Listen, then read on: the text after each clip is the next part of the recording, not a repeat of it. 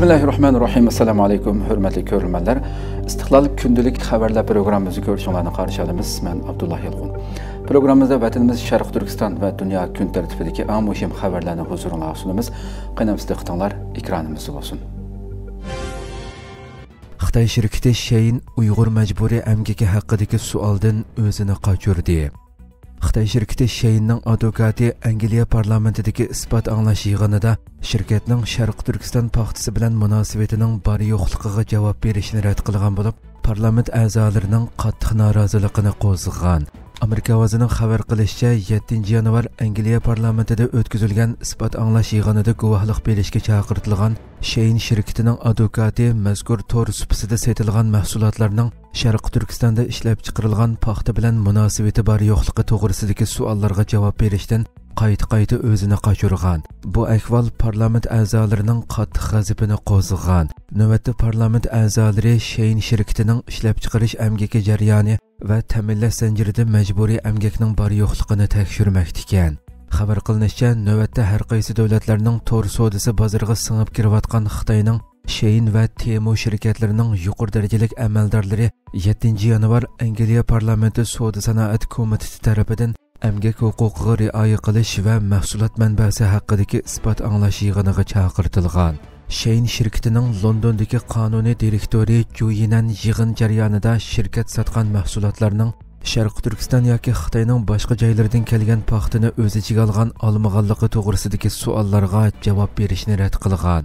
U yana shirkatning harakat mezonining ta'minlovchilarning Sharq Turkistondan paxta elishini cheklaydigan cheklamaydiganligi yoki shirkatning Sharq Turkistondagi majburiy emgakdan andisha qilmaganligi haqidagi savolga javob berishni rad qilgan. U javobida meningcha geopolitikalik munozaraga ifoda bildirishim muvofiq emas deb bahona ko'rsatgan. U yana biz o'zimiz ishlayotgan davlatlarning qonun nizomlariga bo'ysunamiz. Biz Angliyaning qonuniga amal qilamiz deganlarni da'vo qilgan. Komitet raisi Liam Berin noroziligini bildirib, Juyinan ta'minlagan uchurlarning kamchilligidan cho'chib ketganligini, uning bayonlari parlament a'zolarining Shein shirkatining ta'minlash zanjirida masala yo'q ekanligi haqidagi ishonchini nolga tan qilganligini ta'kidlagan. Ma'lum bo'lishicha, Shein bu yil 1-faslda London aksiya bozorida 50 milliard funt sterling qiymati bilan bozorga selinishga tayyorlik qilmoqda ekan. Garchi Shein Xitoyda qurilgan bo'lsa-mu, ammo navbatdagi bosh organi Singapurda ekan. Navbatda Xitoyning mazkur ikki parcha sotuvchi shirkati dunyoning har qaysi joylarida moda bo'lishga boshlagan bo'lib, asosligi Xitoyda ishlangan kiyim-kechak va mahsulotlarni alohida arzon bahoda sotgan. Ammo ularning ta'minlash zanjirida majburiy emgak mavjud ekanligi, xususan Uyg'ur majburiy emgakiga chetildiganligi to'g'risidagi ayblashlar va boyqut sadolari kuchaymoqda. Bultur Amerika palata a'zolari Amerika aksiya savdo komitetidan Shein shirkatining Xitoydagi savdo tijorati va faoliyati haqidagi ig'ir xatarni oshkorlamaguncha New York bozoriga kirishini cheklashni talab qilgan edi. Xitoyga ishlagan 3 Germaniya fuqarosi josuslik bilan ayblandi. Germaniya doiralari 3 nafar Germaniya fuqarosini Germaniya dengiz armiyasining texnikasini Xitoyga yetkazish jinoyati bilan aybladi. Amerika ovozining aloqador xabarida bildirilishicha, Germaniya taftish mahkamasi 9 yanvar 3 kishini Xitoy istixborot organlarini Germaniya dengiz armiyasida ishlatiladigan yo'l boshlash texnikasi bilan yoshirin ta'minlagan deb ayblagan. Taftish mahkamasi javobgarlarning to'liq ismlarini e'lon qilmagan bo'lib, ayblanuvchilar bayonotida Thomas ismli gumondorning 2017-yildan boshlab Xitoy bexatarlik ministerligi istixborot idorasining bir xodimiga vakolatchi bo'lganligini oshkorlagan. Aytilishicha, mazkur gumondor Helving va Ina ismli ayol bilan aloqa o'rnatgan. Bu ayol Germaniyaning g'arbiga joylashgan Düsseldorf shahrida bir shirkat qurgan. Bu 3 kishi taftish mahkamasi tomonidan Xitoyni harbiy ishlarga ishlatishga bo'ladigan yangi ijodiy texnika uskullari bilan ta'minlash jinoyati bilan ayblangan bo'lib, taftish amaldorining aytishicha, ayol ikkisi maqsadiga yetish uchun shirkatning nomidan foydalanib, boshqa savdo sanoat o'rinlari bilan aloqa bog'lagan. Ular 2017-yili 2-oydan 2024-yili 4-oygacha Xitoyning dengiz armiyasi iqtidorini kengaytishiga alohida foydali bo'lgan uchurlarni qayta to'plagan. Ular to'plagan uchurlar paraxod motori, sonar sistemasi, aeroplan mudofaa sistemasi, bronevik motori va harbiy ishlarga ishlatiladigan uchquchsiz aeroplan qatorliqlarni o'z ichiga oladi ekan. Bu gumondorlar to'plagan uchurlar Thomas ismli shaxs orqali Xitoy istixborot o'rinlariga yetkazilgan. Gumondor ayol yana Germaniya universiteti bilan ta'minlash kelishimi imzolagan bo'lib, bu xil vosita orqali Xitoyga Germaniyaning aqliy mulklarini ta'minlagan.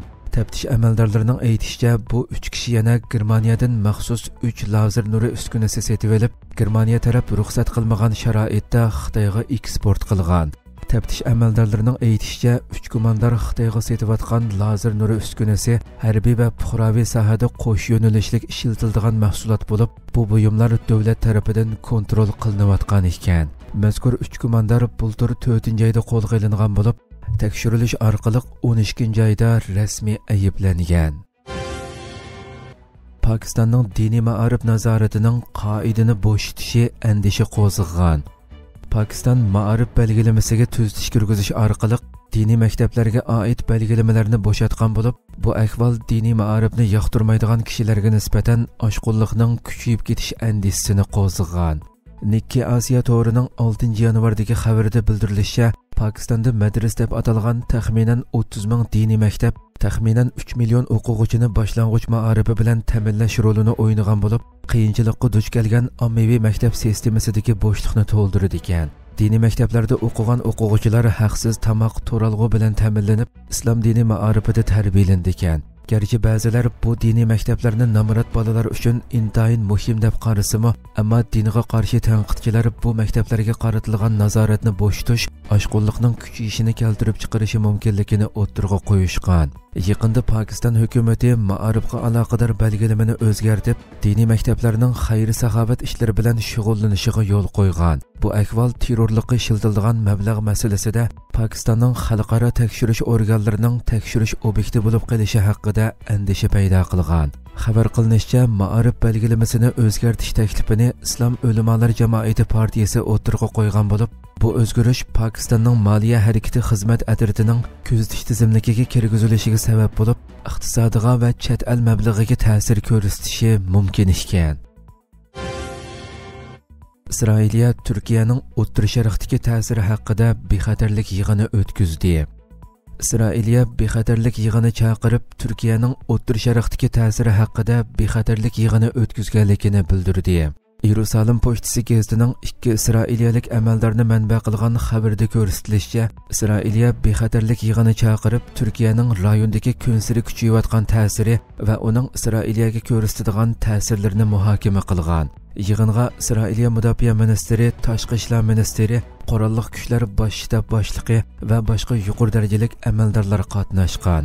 Xabarda yig'inning Turkiyaning O'rta Sharqdagi kunsiri kuchayayotgan ta'siri va Isroiliyaga qaratilgan tahdid darajasida o'zgarish bor yo'qligini muzokara qilish uchun o'tkazilganligi qayd qilingan. İsrailiyalik bir amaldorning bildirishicha, bosh minister Benyamin Netanyahuning keyingi kunlarda Turkiyaning rayondagi kuchayayotgan ta'sirga doir yig'in o'tkazishi kutilmoqda ekan. Netanyahuning buyrug'i bilan qurilgan Nagel komitetining mudofaa xomjodi va bexatarlik strategiyasiga doir eng yangi dokladida Isroiliya hukumatining Turkiya bilan yuz bergusi bir urushga tayyor turishi kerakligi o'tirg'a qo'yilgan edi. Suriyaliklarning o'z davlatiga qaytishi davomlashmoqda. Turkiyada turayotgan Suriyaliklarning davlatiga qaytishi uzluksiz davomlashayotgan bo'lib, Suriya erkinlikka erishgan 8 dekabrdan buyon yaqinqi bir oy ichida 52622 Suriyalik davlatiga qaytgan. Türkiye Ovozi Radiosu'nun xabarida bildirilishicha, 2017 yildan tortib hozirgacha ixtiyoriy yo'sinda bexatar va tartib bilan o'z davlatiga qaytgan Suriyaliklarning soni 792625 ga yetgan. Xabarda aytilishicha, jiddiy ahvollarga taqobil turish qo'mondonlik markazining riyosatchiligida Turkiya Qizilay jamiyati va boshqa fuqaroviy tashkilotlarning qo'llashi ostida yaqinqi 40 kun ichida Suriyaga 2000 ga yaqin yuk avtomobilida insonparvarlik yordam buyumlari avatilgan. Hurmatli ko'ruvchilar, shunday qilib bugungi xabarlarimiz mushu yerda oxirlashdi. Inshaalloh atigi programmamizda ko'rishguncha omon bo'lg'aysizlar. Assalomu alaykum va rahmatulloh.